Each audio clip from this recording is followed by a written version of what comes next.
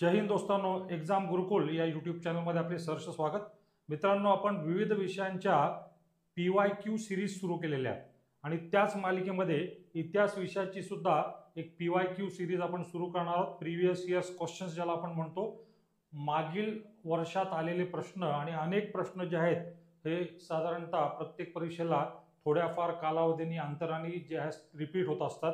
त्यामुळे यांचं महत्त्व जे आहे ते महत्त्वाचं आहे. आपण जर चॅनलला नवे असाल तर निश्चितपणे दोस्तांनो सबस्क्राईब करा, कारण की आपल्याला हे व्हिडिओ लेक्चर्स प्रचंड फायद्याचे ठरणार आहेत. तर आता आपल्या स्क्रीनवरती दोस्तांनो आहे पहिला प्रश्न. कॅबिनेट मिशन त्रिमंत्री योजनेचे सदस्य कोण नव्हते? ठीक आहे, आता इथं प्रश्न कोण नव्हते असा आहे आणि चार पर्याय आपल्याला दिलेले आहेत दोस्तांनो. चार पर्याय. आता कोणकोणते पर्याय आहेत? पहिला पर्याय लॉर्ड माउंटबॅटन, दुसरा आहे सर स्टॅफर्ड क्रिप्स, तिसरा आहे पेथिक लॉरेन्स आणि चौथा आहे A.V. अलेक्झांडर. तर आता इथे एक गोष्ट आपल्याला लक्षात ठेवायची आहे की द्वितीय जागतिक महायुद्ध संपुष्टात आलं 1945ला. इंग्लंडच्या युद्धात जरूर विजय झाला, पण लष्करी दृष्ट्या आणि आर्थिकदृष्ट्या इंग्लंड हे अतिशय कमकुवत राष्ट्र झालं होतं आणि त्यातच इंग्लंडमध्ये सत्ता बदल झाला. हुजूर पक्षाची जागा मजूर पक्षाने घेतली आणि मजूर पक्ष भारताला स्वातंत्र्य देण्याच्या बाबतीत कायमचा अनुकूल होता. त्या भारतीयांच्या आशा ज्या आहेत स्वातंत्र्याबाबतच्या त्या पल्लवित झाल्या आणि मग मजूर पक्षाच्या सरकारने भारतामध्ये एक मिशन पाठवलं, ज्याला आपण कॅबिनेट मिशन म्हणतो, मराठीमध्ये त्याला म्हणतात त्रिमंत्री योजना. आता सदस्य कोण नव्हते असं विचारलेलं आहे. चार पर्याय दिले आहेत दोस्तांनो आपल्यासमोर. आता एक एक पर्याय नीट पावा. Lord Mountbatten. आता लॉर्ड माउंटबॅटन हे भारताचे शेवटचे गव्हर्नर जनरल होते ब्रिटिश, आणि ऑब्विसली यांचा यात समावेश नव्हता. Sir Stafford Cripps, Pethick Lawrence, A.V. Alexander या तिघांचा या कॅबिनेट मिशनमध्ये समावेश होता. आणि कॅबिनेट मिशन दोस्तांनो भारतात आलेलं आहे कोणत्या वर्षी? तर 1946ला. तर या प्रश्नाचं उत्तर असणार दोस्तांनो लॉर्ड माउंटबॅटन. नंतर प्रश्न क्रमांक 2. भारतात रेल्वे, तारायंत्र, पोस्ट यांची सुरुवात खालीलपैकी कुणाच्या कारकिर्दीत झालेली आहे? म्हणजे व्हायसरॉय किंवा गव्हर्नर जनरल कोण आहेत हे विचारले आपल्याला. Lord Ripon, Lord Dalhousie, Lord Bentinck का लॉर्ड वेलस्ली? आता इथे ना मी माझ्या डोक्यात असं लक्षात ठेवलेलं आहे की लॉर्ड डलहौसी हौशी होते खूप, कारण त्यांच्या काळात खूप साऱ्या सुधारणा झाल्या. यांचा जो कालावधी होता लॉर्ड डलहौसी यांचा कालावधी हा साधारणतः 1848 ते 1856 हा यांचा कालावधी. आणि याच कालावधीमध्ये भारतात रेल्वे सुरू झाली आहे पहा दोस्तांनो 1953ला. तारायंत्र, पोस्ट यांच्याच काळात सुरू झालेला आहे. त्यामुळे या प्रश्नाचं उत्तर जे असणार आहे ते असणार आहे लॉर्ड डलहौसी. नंतर प्रश्न क्रमांक 3. मुळशी येथे शेतकऱ्यांच्या सत्याग्रहाचे नेतृत्व कुणी केले? पहिला पर्याय सेनापती बापट, तात्या टोपे, नानासाहेब पेशवे का न्यायमूर्ती रानडे? आता पहिल्यांदा दोस्तांनो मुळशी सत्याग्रह नेमका काय होता ही बाब सुद्धा आपण लक्षात ठेवणं गरजेचं आहे. आता मुळशी म्हणजे जिल्हा येतो पुणे आणि तिथं टाटा कंपनीतर्फे एक ज्याला आपण म्हणतो ना इलेक्ट्रिक प्रोजेक्ट जो आहे तो सुरू करण्यात येणार होता आणि त्यामुळे अनेक शेतकऱ्यांचं विस्थापन होणार होतं. आणि मग शेतकऱ्यांची किंवा तिथल्या जमीन मालकांची बाजू घेऊन एक लढा किंवा आंदोलन उभं केलेलं आहे कुणी? तर सेनापती बापट यांनी. त्यामुळे मुळशी सत्याग्रहाशी संबंधित जे व्यक्ती आहेत ते कोण आहेत? सेनापती बापट. तिथल्या शेतकऱ्यांनीच यांना सेनापती पदवी दिलेली आहे. तात्या टोपेंचा संबंध 1857-58 आहे. नानासाहेब पेशवेंचा संबंध सुद्धा 1857-58 आहे. आणि न्यायमूर्ती रानडे यांचा मुळशी सत्याग्रहाशी कोणताही संबंध नाही. उत्तर याचं जे आहे ते आहे सेनापती बापट. नंतर मराठवाडा हा प्रदेश भारतात केव्हा विलीन झाला? आता ऑब्विसली हैदराबाद संस्थान जेव्हा भारतात विलीन झालं तेव्हाच हा प्रांत जो आहे मराठवाडा हा भारतात विलीन होणार, कारण की मराठवाडा हैदराबाद प्रांताचाच भाग होता. आता काय काय पर्याय दिलेत याच्याकडे नीट लक्ष द्या. 17 सप्टेंबर 1948, 17 सप्टेंबर 1950, 20 ऑगस्ट 1949 आणि 20 ऑगस्ट 1950. तर आपल्याला माहिती आहे हैदराबाद मुक्ती दिन जो असतो तो सप्टेंबर महिन्यात असतो. आता सप्टेंबर महिन्याच्या 2 तारखा दिल्या आहेत दोस्तांनो आपल्याला. एक तर 17 सप्टेंबर 48 आणि दुसरा आहे 17 सप्टेंबर 1950. तर हैदराबाद भारतामध्ये जो विलीन झालेला होता तो साधारणतः 47-48च्या दरम्यान झालेला.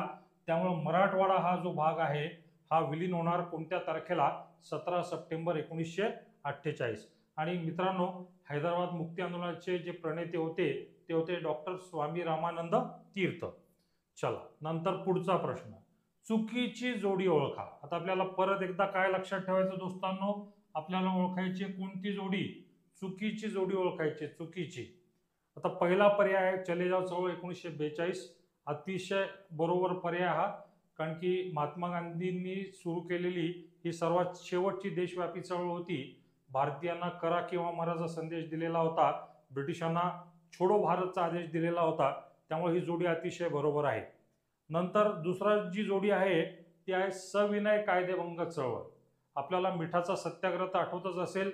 गांधीजी गेले होते साबरमतीपासून दांडी मिठाचा सत्याग्रह करायला. तर ही जी सविनय कायदेभंग चळवळ जी आहे दोस्तांनो, ज्यात महिलांचा फार मोठ्या प्रमाणात सहभाग होता, ती सुरू झाली होती केव्हा? ती सुरू झाली होती 1930 ला. बरं, ही सविनय कायदेभंग चळवळ जी आहे ती सुरू झालेली 1930 ला. त्यामुळे ही जोडी जी आहे ही चुकीची जोडी आहे, ही चुकीची जोडी आहे. असहकार चळवळ जी आहे गांधीजींची देशातली पहिली राष्ट्रव्यापी चळवळ होती आणि ही जोडी अतिशय बरोबर 1920. आणि पुणे करार जो गांधीजी आणि आंबेडकर यांच्यामध्ये झाला तो सुद्धा झालेला 1932 ला. या कराराचा आपण ऐक्य करार किंवा येरोडा करार किंवा गांधी आंबेडकर करार नावाने सुद्धा ओळखतो. नंतर पुढचा प्रश्न जो आहे, स्वतंत्र भारताचे पहिले गृहमंत्री कोण होते? पहिले होम मिनिस्टर कोण होते? सध्याचे जे आहेत आपले गृहमंत्री ते आहेत आपल्या गुजरात राज्याचे नरेंद्र मोदी यांचे आपण काय म्हणू उजवे हात अमित शहाजी. त्याचप्रमाणे स्वतंत्र भारताचे पहिले गृहमंत्री कोण होते? ते सुद्धा गुजरातीच होते.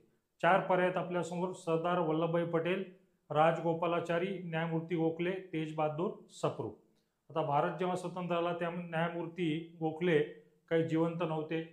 राजगोपालाचारी स्वतंत्र भारताचे पहिले भारतीय गव्हर्नर जनरल होते. या प्रश्नाचं उत्तर जे आहे दोस्तांनो ते असणारे काय? सरदार वल्लभभाई पटेल. भारताचे पोलादी पुरुष, the iron man of India, संस्थानांच्या विलिनीकरणात सर्वात महत्वाची भूमिका बजावणारे सरदार वल्लभभाई पटेल हे आपल्या देशाचे पहिले गृहमंत्री होते. माझी जन्मठेप हे पुस्तक कोणी लिहिलेले आहे? आता एक क्रांतिकारकाचं पुस्तक असणार.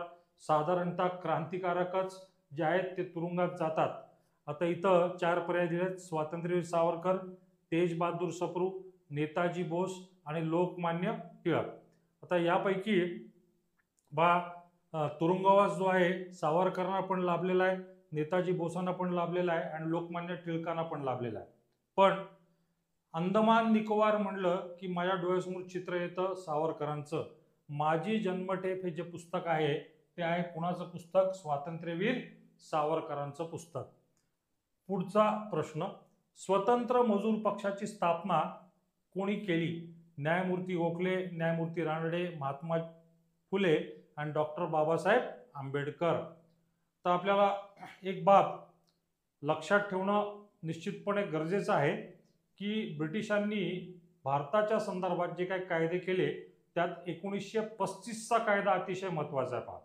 आणि 1935च्या कायद्यानुसार भारतामध्ये प्रांतिक स्वायत्तता बहाल करण्यात आली आणि प्रांतांमध्ये होणार होत्या निवडणुका 1937 साली.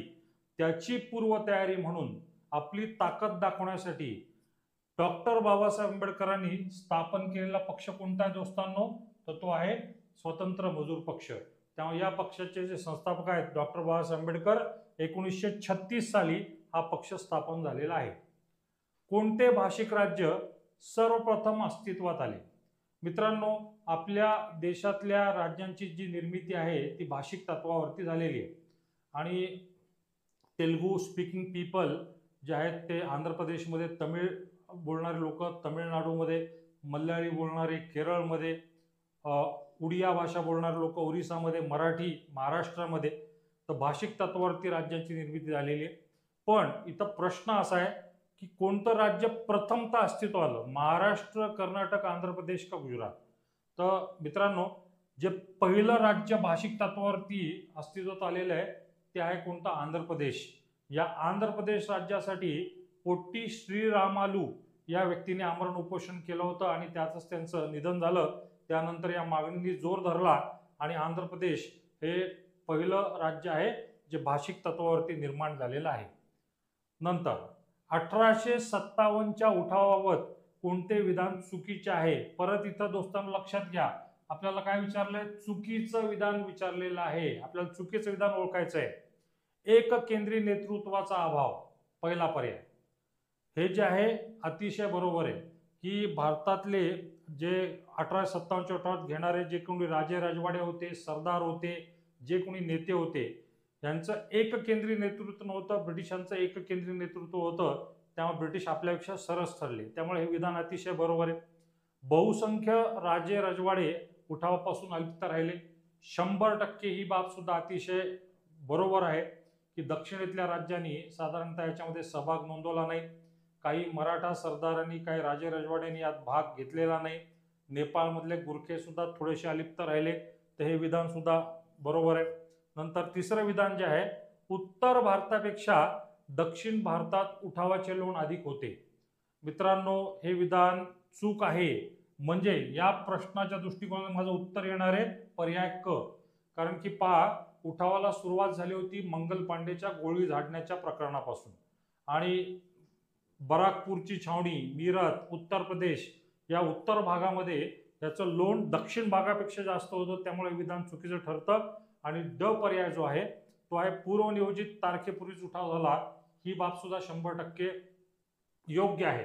कारण की जी तारीख ठरवण्यात आली होती तर त्याच्या पूर्वीच उठाव घेण्यात आला. मित्रांनो, आपण 1857च्या उठावावरती एक स्वतंत्र लेक्चर घेणार आहोत. त्यामध्ये सर्व डिटेल्स जे आहेत आपण 1857च्या उठावाचे देऊया.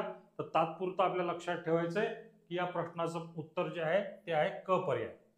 परत एकदा दोस्तांनो, आपल्याला ओळखायची आहे चुकीची जोडी. चुकीची जोडी ओळखायची आहे. आता काही प्रश्न जे आहेत पहा कसे रिपीट होत जातात. पहिला पर्याय आहे असहकार चळवळ 1920. ही जोडी अतिशय बरोबर आहे, मागील प्रश्नामध्ये येऊन गेलेलं आहे. सविनय कायदेभंगाची चळवळ 1930, अतिशय बरोबर.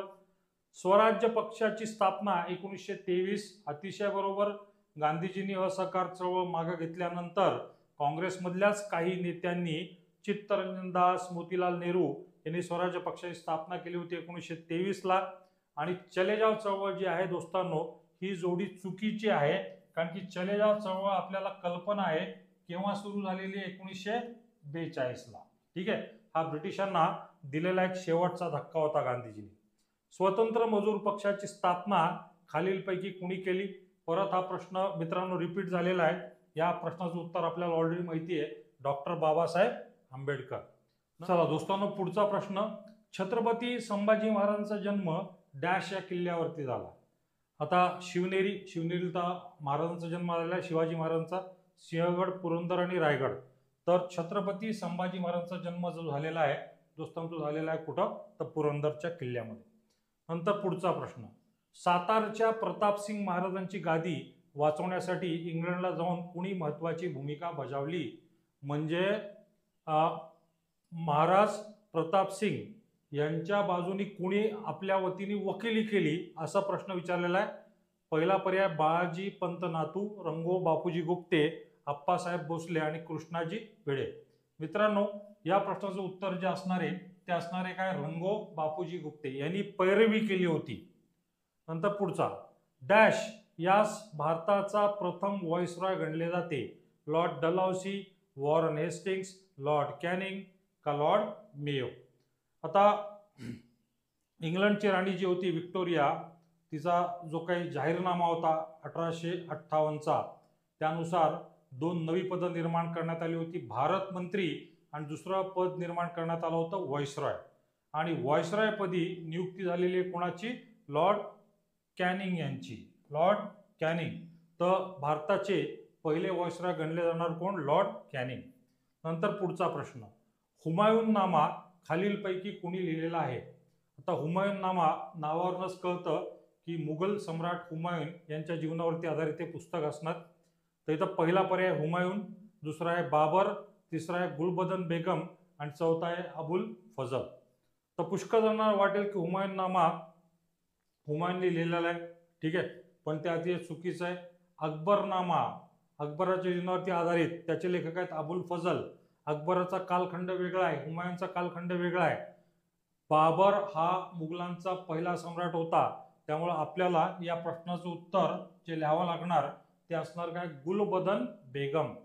नंतर पुढचा प्रश्न, भारतीय अर्थव्यवस्थेचे जनक डॅश यांना म्हणतात, फिरोजशाह मेहता, राजाराम मोहन रॉय, केशवचंद्र सेन का दादाभाई नौरोजी. खऱ्या अर्थाने दोस्तांनो, अर्थशास्त्रामध्ये या दोघांनाही प्रचंड ज्ञान होतं. दादाभाई नौरोजींना सुद्धा, फिरोजशाह मेहताना सुद्धा आणि न्यायमूर्ती रानडे यांनी सुद्धा अर्थशास्त्राच्या संदर्भात महत्त्वपूर्ण काम जे आहे ते केलेलं आहे. पण भारतीय अर्थशास्त्राचं जनक म्हटलं की आपल्या डोळ्यासमोर यायला पाहिजे कोण, दादाभाई नौरोजी. आपल्याला कल्पना असेल, poverty and un-British rule in India या पुस्तकाचे सुद्धा हे लेखक होते, भारताचे पितामह. बॉम्बे असोसिएशन या संस्थेची स्थापना कोणी केली, नाना जगन्नाथ शंकर शेठ, लोकमान्य टिळक, ग वा जोशी का रवींद्रनाथ टागोर. मित्रांनो, मुंबई इलाख्यामध्ये सामाजिक सुधारणा, संस्थानिक सुधारणा, शैक्षणिक सुधारणा करण्यात सर्वात मोठा वाटा जो होता तो होता मुंबईच्या अनभिषिक्त सम्राटांचा, नाना शंकर शेठांचा. त्यामुळे बॉम्बे असोसिएशन ही जी संस्था आहे ती स्थापन करणारे कोण आहेत, तर नाना शंकर शेठ. खऱ्या अर्थाने तसं पाहायला गेलं तर खऱ्या अर्थाने ही भारतातील पहिली राजकीय संघटना होती. बारडोली सत्याग्रहाचे नेतृत्व कोणी केले किंवा बारडोली सत्याग्रह यांच्या नेतृत्वाखाली झाला, सरदार पटेल, महात्मा गांधी, कस्तुरबा गांधी आणि महादेव देसाई. आता सरदार पटेल हे गुजरातचे होते आणि बारडोली येथला सत्याग्रहाचं नेतृत्व सुद्धा सरदार पटेलांनीच केलेलं आहे. तिथल्या शेतकऱ्यांनीच यांना सरदार ही पदवी दिलेली आहे, कारण की त्यांनी नेतृत्व केलेलं होतं. त्यामुळे या प्रश्नाचं उत्तर जे असणार दोस्तांनो ते असणार आहे सरदार पटेल. मग पुढचा प्रश्न आपल्या स्क्रीनवरती, अमेरिका कॅनडा स्थित भारतीयांची क्रांतिकारी संघटना कोणती. क्रांतिकारी लोक जे होते, क्रांतिकारक जे होते, त्यांचं काम फक्त भारतापुरतं मर्यादित नव्हतं, परदेशात सुद्धा त्यांनी संस्था स्थापन केलेल्या होत्या. लंडनमध्ये म्हणजे इंग्लंडमध्ये, फ्रान्समध्ये, जर्मनीमध्ये आणि अमेरिकेत सुद्धा. पण आता इथं आपल्याला अमेरिका कॅनडा स्थित संघटना ओळखायची आहे. तर इंडिया हाऊस श्यामजी कृष्ण वर्मांचे लंडनला, अभिनव भारत सावरकरांचे भारतात, गदर नावाचे एक पक्ष, गदर म्हणजे काय दोस्तांनो, बगावत, आणि हिंदुस्तान सोशलिस्ट रिपब्लिकन आर्मी. तर ही जी संघटना आहे या लाला हरदयाल यांनी सुरू केलेली गदर नावाची संघटना जी आहे ती अमेरिका कॅनडा स्थित या ठिकाणी सुरू करण्यात आलेली आहे. आता पुढचा प्रश्न म्हणजे इतका सोपा प्रश्न आहे, भारताचा प्रजासत्ताक दिन कोणता. भारत खऱ्या अर्थाने प्रजासत्ताक झाला 1950ला, कारण की भारतीय राज्यघटना जी आहे ती अंमलात आली, फाईन. आणि मग प्रजासत्ताक दिन म्हणून कोणता दिवस ओळखला जातो, फाईन. हा जो आहे तो आपला काय असणार आहे, प्रजासत्ताक दिन 26 जानेवारी 1950. 15 ऑगस्टला तर आपण स्वतंत्र झालेलो आहे, तो आहे स्वातंत्र्य दिन. आणि 1 मेला महाराष्ट्र राज्याची निर्मिती झाली 1960ला. लोकमान्य टिळकांनी पुरस्कृत केलेल्या चतुसूत्रीमध्ये प्रामुख्याने स्वराज्य, स्वदेशी, राष्ट्रीय शिक्षण आणि डॅश याचा समावेश होता. आता लोकमान्य टिळकांच्या 4 सूत्रांपैकी 3 सूत्र दिलेले आहेत. 4थं सूत्र आपल्याला ओळखायचं आहे, बहिष्कार, सत्याग्रह, कायदेभंग का असहकार. तर दोस्तांनो, इतक्यांदा ते डोक्यात बिंबलेलं असतं की स्वराज्य, स्वदेशी, राष्ट्रीय शिक्षण, 4था शब्द काय, बहिष्कार, बायकॉट. ब्रिटिश मालावरती बहिष्कार टाकायचा, ब्रिटिशांच्या वरती बहिष्कार टाकायचा. त्यामुळं रिकाम्या ठिकाणी येणारा जो शब्द आहे तो असणार आहे काय, बहिष्कार. नंतर पुढचा प्रश्न, सातारा जिल्ह्यात प्रति सरकारची स्थापना कुणी केली. पहिला पर्याय किसनवीर, दुसरा आहे नागनाथ अण्णा नायकवडी, तिसरा आहे यशवंतराव चव्हाण आणि 4था जो आहे तो आहे नाना पाटील. ठीक आहे, आता असे 4 आपल्याला पर्याय दिलेले पाहायला मिळतात. आता प्रति सरकार किंवा ही जी चळवळ आहे ती सुरू झाली होती 1942च्या चलेजाव आंदोलनादरम्यान आणि सातारा जिल्ह्यामध्ये नाना पाटील यांनी प्रति सरकारची स्थापना केली होती. त्यामुळे या प्रश्नाचं उत्तर जे असणार आहे ते असणार आहे नाना पाटील. आपण मित्रांनो इतिहासावरती खूप सारे लेक्चर्स घेणार आहोत. या सर्व मुद्दे जे आहेत ते पूर्ण सविस्तरपणे आपल्यासमोर उलगडणार आहोत. पुढचा प्रश्न, दिल्लीच्या तख्तावर बसलेली पहिली स्त्री कोण होती. ठीक आहे, आता मुघलांच्या अगोदर सुद्धा एक दिल्ली सल्तनत नावाचा एक प्रकार होता. आणि चांद बीबी, नूरजहां, रजिया सुलतान का इंदिरा गांधी? आता आपसुकच इंदिरा गांधी पर्याय का दिलाय कळायला मार्ग नाही, तो साईडला करून टाकायचा आपण. तर या प्रश्नाचं जे उत्तर असणार आहे दोस्तांनो, पहिली दिल्लीच्या तख्तावरती बसणारी पहिली महिला राज्यकर्ती जी होती त्या होत्या कोण? रजिया सुलतान. नंतर नेक्स्ट क्वेश्चन, मोगल साम्राज्याचा संस्थापक कोण होता? आता दोस्तांनो, पानिपतच्या झाल्या होत्या 3 लढाया पहा. तर पानिपतची जी पहिली लढाई झाली होती 1526 ला बाबर विरुद्ध इब्राहिम लोधी यांच्यामध्ये झाली होती आणि या लढाईमध्ये बाबर यांचा विजय झाला होता आणि त्यांच्याच माध्यमातून भारतामध्ये मुघल साम्राज्य जे आहे ते स्थापन झालेलं आहे. त्यामुळे अकबर, हुमायून, बाबर यापैकी नाही. या पर्यायाचं, या प्रश्नाचं जे उत्तर असणार आहे ते असणारे काय दोस्तांनो? बाबर. नंतर नेक्स्ट, कार्ल मार्क्स हा विचारवंत कोणत्या देशाचा होता? जगाला साम्यवादाचं किंवा कम्युनिझमचं तत्वज्ञान प्रदान करणारे जे विचारवंत होते ते होते कार्ल मार्क्स. आणि आपल्याला यांचा देश विचारलेला आहे दोस्तांनो, रशिया, पोलंड, जर्मनी का इंग्लंड? तर कार्ल मार्क्स आणि त्यांचा एक जवळचा सहकारी फ्रेडरिक एंजल्स यांनी दास कॅपिटल, कम्युनिस्ट मॅनिफेस्टो अशा प्रकारची पुस्तकं लिहिलेली आहेत. कार्ल मार्क्स मात्र कोणत्या देशाचे होते दोस्तांनो? ते होते जर्मनीचे. आणि जगातला पहिला साम्यवादी देश कोणता? तो होता रशिया. त्यामुळे या दोन बाबींमध्ये कन्फ्यूज व्हायचं नाही. या प्रश्नाचं उत्तर असणार आहे काय? जर्मनी. नंतर पुढचा प्रश्न, मोनालिसा या चित्राचा चित्रकार कोण होता? जगातलं सर्वात प्रसिद्ध चित्र, जगातलं सर्वात महागडं चित्र, या चित्रामध्ये अनेक रहस्य दडलेली आहेत. फाईन. तर मोनालिसा या चित्राचा चित्रकार कोण? मायकल एंजेलो, एंजेलो रॉबेल, लिओनार्दो दा विंची किंवा यापैकी नाही? हे जे अजरामर चित्र जे आहे या चित्राचे चित्रकार जे आहेत ते आहेत कोण? इटालियन चित्रकार लिओनार्दो दा विंची.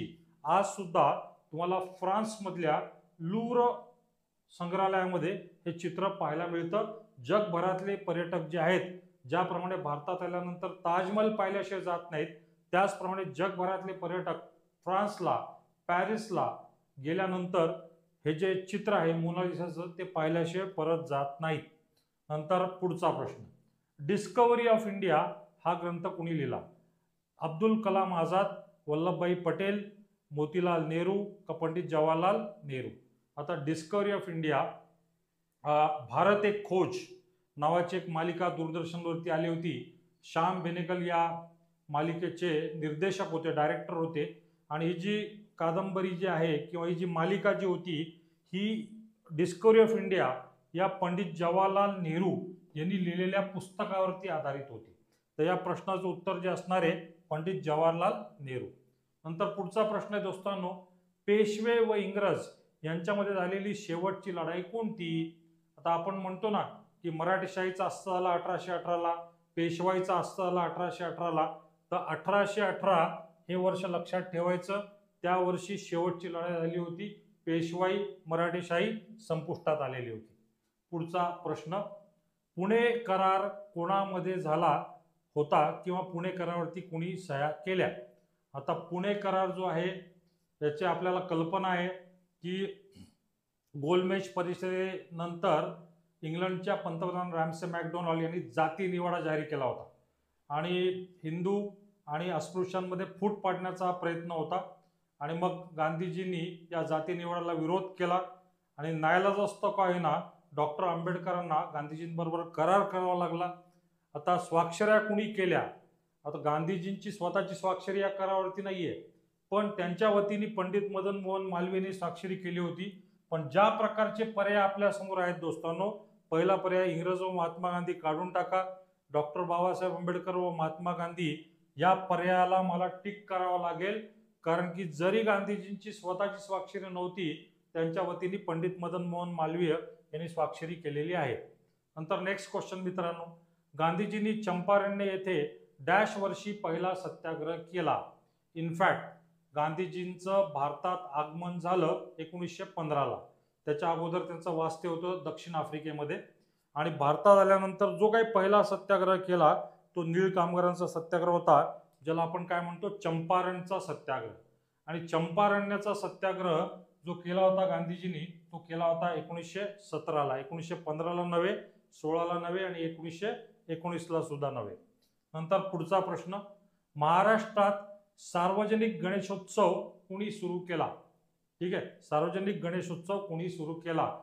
लहान मूल सुद्धा सांगेल की महाराष्ट्रामध्ये शिवजयंती आणि गणेशोत्सव सुरू करणारे कोण होते? ते होते कोण? लोकमान्य टिळक. तर बाकीचे पर्याय आपण काढून टाकायचे.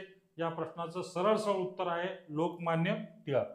नंतर पुढचा प्रश्न, महात्मा गांधी यांचे राजकीय गुरु कोण होते? पहिला पर्याय लोकमान्य टिळक, दादाभाई नौरोजी, गोपाळकृष्ण गोखले का फिरोजशाह मेहता. फाईन. आता तुम्हाला व्यक्ती आणि त्यांचे गुरु या संदर्भात प्रश्न येणार, त्याचं सुद्धा एक वेगळं लेक्चर घेणार आहे मी. तर महात्मा गांधी यांचे राजकीय गुरु कोण होते? तर आपल्याला लक्षात ठेवायचं आहे गोपाळकृष्ण गोखले यांच्याच निमंत्रणावरून महात्मा गांधी दक्षिण आफ्रिका सोडून भारतात परत आले होते. कारण गोखलेंनी त्यांच्या मनावरती बिंबवलं होतं की तुमची गरज भारतात जास्त आहे. ऑब्व्हियसली त्यांना गुरुपदाचा दर्जा मिळाला.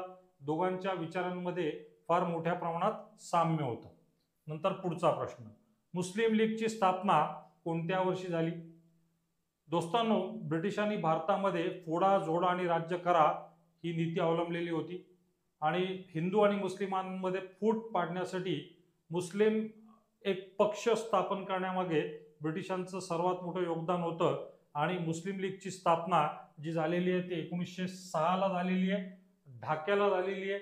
नवाब सलीमुल्ला आणि आगा खान या दोघांनी या पक्षाची स्थापना केलेली आहे. आणि खऱ्या अर्थाने जातीयवादाची जी बीज आहे ती भारतामध्ये या पक्षांनी रोवली. ब्रिटिशांना एक वेगळ्या प्रकारे जी आहे या संघटनेनेच मदत केलेली आहे. नंतर पुढचा प्रश्न, 1857चे स्वातंत्र्य समर हे पुस्तक कोणी लिहिले? दोस्तांनो, 1857च्या उठावाला राष्ट्रीय उठाव म्हणणारे जे पहिले व्यक्ती होते ते होते स्वातंत्र्यवीर सावरकर. त्या या पुस्तकाचे लेखक जे आहेत ते आहेत कोण? विनायक दामोदर सावरकर. राजा राममोहनच्या काळामध्ये तो उठाव झालाच नव्हता. क्रांतिसिंग नाना पाटील 1942च्या प्रति सरकारचे होते आणि उमेशचंद्र बॅनर्जी काँग्रेसचे पहिले अध्यक्ष होते. या प्रश्नाचं उत्तर जे असणारे ते असणारे विनायक दामोदर सावरकर. नंतर नेक्स्ट, हैदराबाद स्टेट काँग्रेसची स्थापना 1938 मध्ये कोणी केल्या? साल पण त्यांनी देऊन टाकलेलं. पहिला पर्याय Swami Ramanand Tirth, doctor Ram Manohar Lohia, Vishwanath Lawande, doctor T B. Cunha. Fine. आपल्याला कल्पना आहे की हैदराबाद मुक्ती आंदोलन जे होतं ते सुरू झालं होतं स्वामी रामानंद तीर्थ यांच्या नेतृत्वाखाली. आणि मग हैदराबाद स्टेट काँग्रेसची स्थापना करणारे सुद्धा कोण आहेत? स्वामी रामानंद तीर्थ. यांच्या नावाचं विद्यापीठ सध्या नांदेड जिल्ह्यात आहे. नंतर नेक्स्ट क्वेश्चन, शिवाजी महाराजांचे आजोळ कोणत्या जिल्ह्यातील आहे? ठीक आहे, आता शिवाजी महाराज मातोश्री कोण आहेत? जिजाबाई. जिजाबाई कुठल्या होत्या? तर त्या बुलढाण्याच्या होत्या. तर शिवाजी महाराजांचे आजोळ जे आहे ते कोणत्या जिल्ह्यातील असणार? बुलढाणा जिल्हा. लोणारचं सर्व आठवायला पाहिजे दोस्तांनो. नंतर नेक्स्ट क्वेश्चन, शिवाजी महाराजांचा जन्म कोणत्या तालुक्यात झाला? आता आपल्याला कल्पना आहे की शिवाजी महाराजांचा जन्म शिवनेरी किल्ल्यावरती झाला. ठीक आहे, आणि कोणता तालुका आहे तो? पुणे जिल्ह्यात झाला. राजगड, रायगड, वाई का जुन्नर? तालुका कोणता होता दोस्तांनो? जुन्नरचा तालुका होता. जुन्नर, पुणे. नंतर पुढचा, शिवाजी महाराजांनी जिंकलेला पहिला किल्ला कोणता? पहिला पर्याय विशालगड, दुसरा आहे प्रतापगड, तिसरा आहे रायगड, चौथा आहे तोरणा. स्वराज्याचं तोरण मानलंय महाराजांनी. कोणता किल्ला जिंकून? तोरणा. त्यामुळे जिंकलेला पहिला किल्ला कोणता आहे महाराजांनी? तो आहे कोणता? तोरणा किल्ला. नंतर नेक्स्ट क्वेश्चन, शिवाजी महाराजांचे वडील कोणत्या मुघल सम्राटाच्या दरबारी सरदार होते? निजामशाह, आदिलशाह, औरंगजेब, कुतुबशाह. राईट. आता दोस्तांनो, हा प्रश्न थोडासा वादग्रस्त याच्यावेळी ठरतो की काही काळ महाराजांनी निजामशाहीमध्ये सुद्धा काम केलंय, काही काळ आदिलशाहीमध्ये सुद्धा काम केलेलं आहे. त्यामुळं या प्रश्नाचं उत्तर वास्तवात देता येणार नाही. या दोन्हीमध्ये त्यांनी काम केलेलं आहे. थोडासा वादग्रस्त प्रश्न आहे, त्याला डावलून टाका. नंतर इतिहासातील 3 प्रसिद्ध लढायांमुळे गाजलेले पानिपत हे शहर कोणत्या राज्यात आहे? पानिपतच्या 3 लढाया झालेल्या. पहिली झाली होती 1526 ला, दुसरी जी झाली होती अकबर विरुद्ध हेमूमध्ये, आणि तिसरी जी झाली होती ती सर्वात महत्वाची होती त्यात मराठ्यांचं पानिपत झालेलं होतं. फाईन. तर पानिपत हे जे ठिकाण आहे हे कोणत्या राज्यामध्ये दोस्तांनो? हे आहे हरियाणामध्ये. ते उत्तर प्रदेशमध्ये नाही, उत्तराखंडमध्ये नाही, राजस्थानमध्ये पण नाही. उत्तर असणार काय? हरियाणा. चांद बीबीची राजधानी कोणती होती? चांद बीबीची राजधानी पुणे, बिजापूर, अयोध्या का अहमदनगर? आता थोडासा असा पर्याय पाहायचा की ज्याला मुस्लिम नॉमेनक्लेचर आहे. आता चांद बीबी अहमदनगर. आज अहमदनगरचं नामकरण झालेलं आहे काय? अहिल्यानगर. तर चांद बीबी यांची राजधानी होती काय? अहमदनगर. पुढचा प्रश्न, सतीची चाल बंद करणारा ब्रिटिश गव्हर्नर जनरल कोण?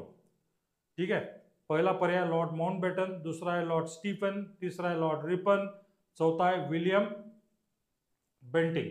आता सती प्रथा खऱ्या अर्थाने राजा राममोहन रॉय यांच्या प्रयत्नांमुळे झालेली आहे काय? बंद. आणि सती प्रथा बंद करणारे कोण होते?